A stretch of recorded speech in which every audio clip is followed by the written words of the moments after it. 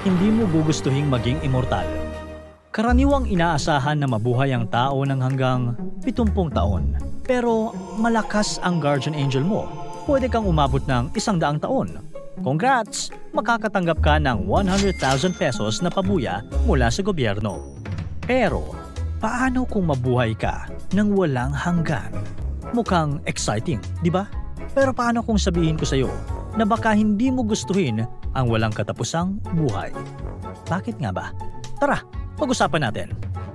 Kung ikaw ay immortal at may kakayahang mabuhay ng napakatagal na panahon, maaaring maabutan mo sa hinaharap ang mga ideya na iniisip pa lang natin ngayon, tulad ng pag-travel sa space, pag-terraform ng Mars, o pagbisita ng mga aliens sa Earth.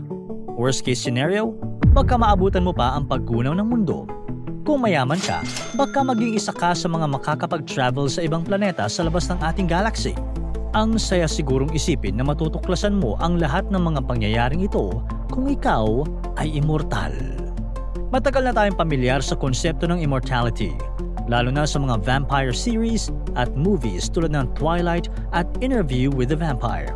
Pero isa sa pinakasikat na literatura tungkol dito ay ang Epic of Gilgamesh. Ito ang pinakamatandang kwento sa mundo na isinulat noong 2100 BCE sa mga clay tablets. Ang kwento ay tungkol kay Gilgamesh, isang hari na naghahanap ng paraan para maging immortal matapos mamatay ang kanyang kaibigan. Sa TV at literature, ang mga immortal ay madalas ipinapakita na hindi nasasaktan, pero sa totoong buhay, mayroon talagang totoong kaso ng immortality. Tinatawag itong biological immortality. Hindi tatanda ang isang tao o hayop, pero maaari pa rin silang mamatay. Halimbawa, ang Turritopsis dohrnii o immortal jellyfish at ang Hydra ay kayang mag-regenerate ng cells, pero pwede pa rin silang mamatay dahil sa aksidente o predation.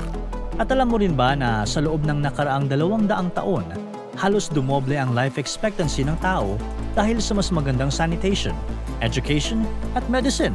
Ayon sa isang theoretical model, kung aalisin natin ang pagtanda at mga sakit na karaniwang sanhi ng kamatayan, maaaring umabot ng higit sa 1,000 taon ang average lifespan ng tao. Pero syempre, hypothetical lang ito. Sa ngayon, ang pinakamataas na documented na edad ng tao ay 122 taon. Ang true immortality ay ang ideya ng walang kamatayan sa kahit anong paraan. Sa mga kwento tulad ng Greek mythology, ang mga Diyos ay may ganitong klase ng immortalidad. Sa tunay na buhay, halos imposibleng mangyari ito dahil sa mga limitasyon ng universe. Kaya mas karaniwang pinag-uusapan ng biological immortality. Ngayon, sabihin na natin na may nakita kang ermitanyo. Humihingi siya ng pagkain at tinulungan mo. Bilang kapalit, ginantimpalaan kanya ng kapangyarihang mabuhay magpakailanman o pagkakaroon ng true immortality. Tatanggapin mo ba? Imaginein mo na lang, wala ka ng pressure sa buhay dahil sobrang dami mo ng time gawin ang kahit anong gusto mo. Pwede ka maging doktor, lawyer, artista, athlete, o kaya naman presidente. Kada henerasyon nalilipas. Astig, di ba? Plus, mas marami kang oras para magtrabaho, kumita ng pera, at mag-travel sa bawat sulok ng mundo. Pero ito na nga, bakit kaya hindi mo gugustuhing mabuhay ng walang katapusan? Unang-una, maboboard ka. Sabi ng philosopher na si Bernard Williams, kapag nabuhay ka ng sobrang tagal, darating ang panahon na mauubos mo na lahat ng experiences at sources of meaning sa buhay. Paulit-ulit kang kakain sa paborito mong restaurant hanggang sa magsarado na sila.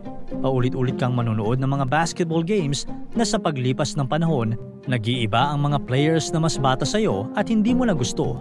At paulit-ulit kang makakapanood ng same plot ng mga superhero movies at daang-daang remakes nito paglipas ng panahon.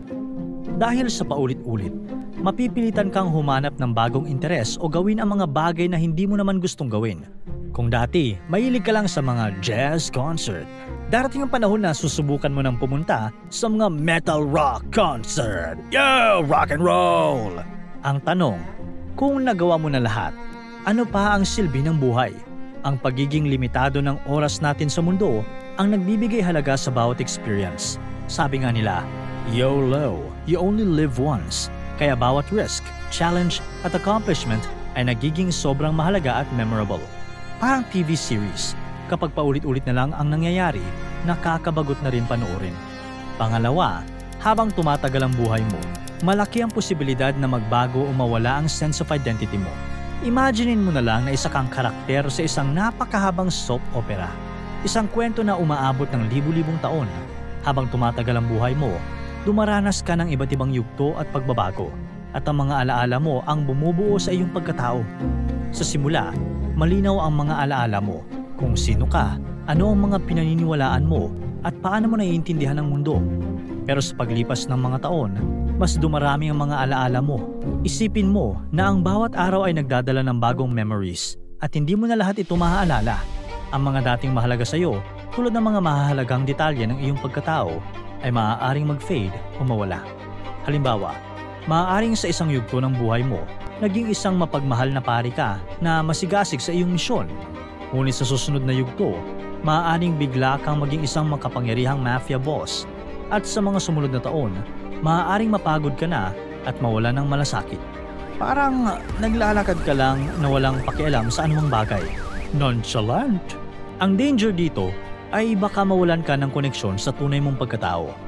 Minsan, maaaring hindi mo na maalala ang mga detalye na dati mahalaga sa iyo o magbago ang pananaw mo sa mga bagay. Sa sobrang tagal, parang naglalaho na ang lahat ng mga dati mong alam at naiintindihan. Kaya't nagiging mahirap na malaman kung sino ka talaga. Kapag nawala ang mga alaala mo, parang nawawala na rin ang totoo mong pagkatao. Magiging isa kang taong walang permanenteng pagkaakilanlan. Pangatlo, isa sa pinakamabigat na dahilan kung bakit hindi mo gugustuhing maging immortal ay ang paulit-ulit na pagkawala ng mga mahal mo sa buhay. Kung bubuo ka ng pamilya, darating ang panahon na tatanda sila at iiwan ka habang ikaw ay magpapatuloy. Isipin mo na lang, kung mahirap na nga mag-move on sa isang relasyon at magsimula ng bago, paano pa kaya kung immortal ka? Bawat bagong relasyon ay parang pag-uulit ng parehong script.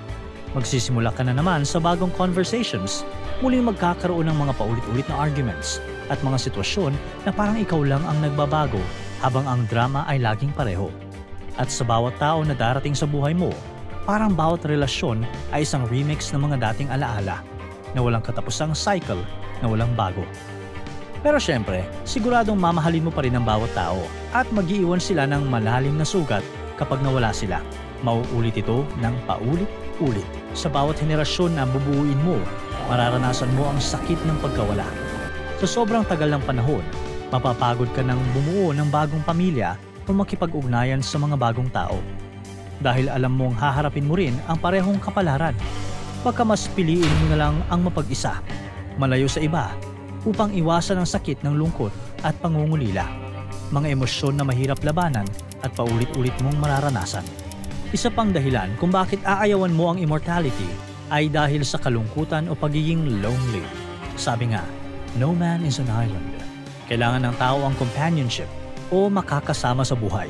Habang tumatagal, nagbabago ang mga tao sa paligid mo. May mga umaalis, nawawala, o nagbabago ng direksyon. Sa sobrang tagal ng buhay mo, mahihirapan ka lang makahanap ng mga bagong kaibigan o makipag-ugnayan ulit.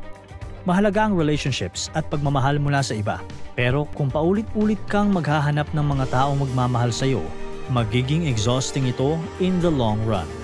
Pwedeng mayaman ka, may malaking bahay, maraming kotse, pero kung mag-isa ka naman, hindi mo rin yun ma-enjoy ng buo.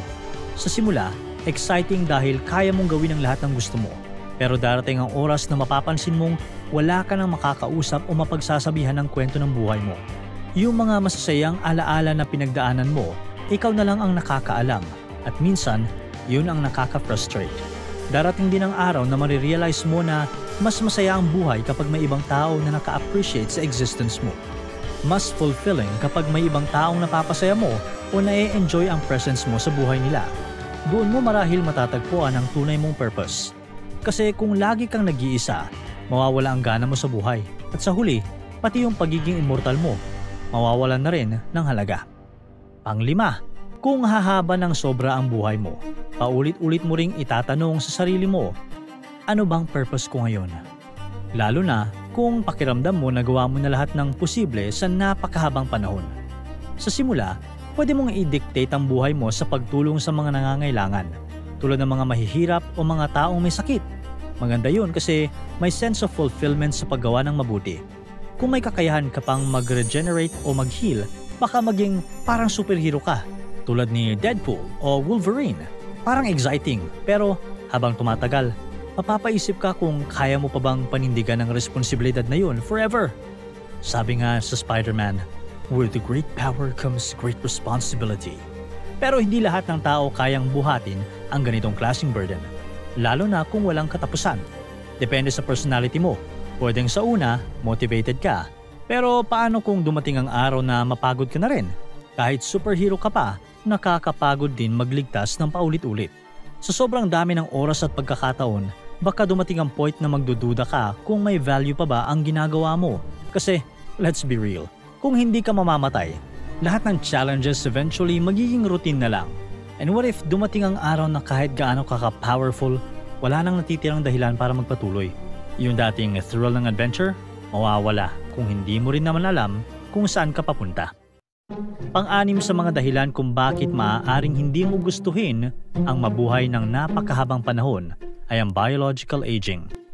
Kahit na may paraan para mapahaba ang buhay, maaaring patuloy pa ring tumanda ang katawan. Ang mga organs, cells at tissues ay unti-unting nasisira sa paglipas ng panahon. Kaya kahit na ma-extend ang buhay, maaaring hindi maiiwasan ang physical deterioration na pwedeng magdulot ng mas mahaba ngunit mas masakit na buhay. Isipin mo na lang, unti-unti mong makikita ang pagbabago sa katawan mo habang tumatagal. Noong una, mga maliit na senyales lang, isang puting buhok dito, ilang wrinkles doon, pero habang lumilipas ang panahon, lumalala ang mga senyales ng pagtanda. Pwede kang magpa-botox, pero baka lumaylay palalo ang mukha mo, kaya't mas pinipili mong hayaan na lang.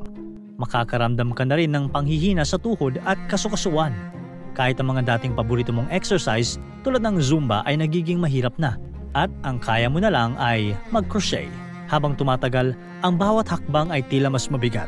Ang mga organs mo parang makina na nagkikiskisan, dahan-dahang bumibigay. Ang dating malakas mong baga, hirap na sa bawat paghinga. Ang tibok ng puso mo, humihina na rin. Tuwing titingin ka sa paligid, napapansin mong ang mga tao ay maliksi at masigla. Samantalang ikaw, kahit buhay pa, parang lahat ng karamdaman sa mundo ay pasan mo na. Doon mo mararamdaman na, oo, mas mahaba nga ang buhay, pero minsan mas mahaba rin ang pagdurusa. Ouch!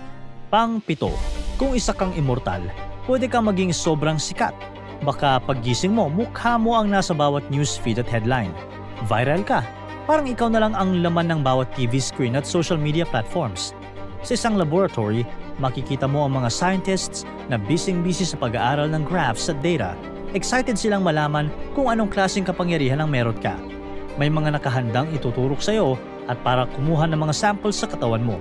Habang sa isang high-end boardroom naman, nag-aaway ang mga negosyante, politiko at mayayaman. Lahat sila ay gustong makuha ang kapangyarihan mo. Pinag-aagawan nila ito na parang out of this world treasure. Kahit saan ka magpunta, sinusundan ka ng mga kamera. Nakaabang ang media sa bawat galaw mo at ang reporters ay nag-aagawan para makakuha ng exclusive scoop kung ano na nga ba ang pinagkakabisihan ng isang taong immortal. Pumunta ka lang sa isang cafe para magpahinga, pinagchichismisan ka na ng mga tao. Sa loob-loob mo, naiisip mo, sino pa ba ang talagang may pakialam sa akin at hindi lang sa immortality ko?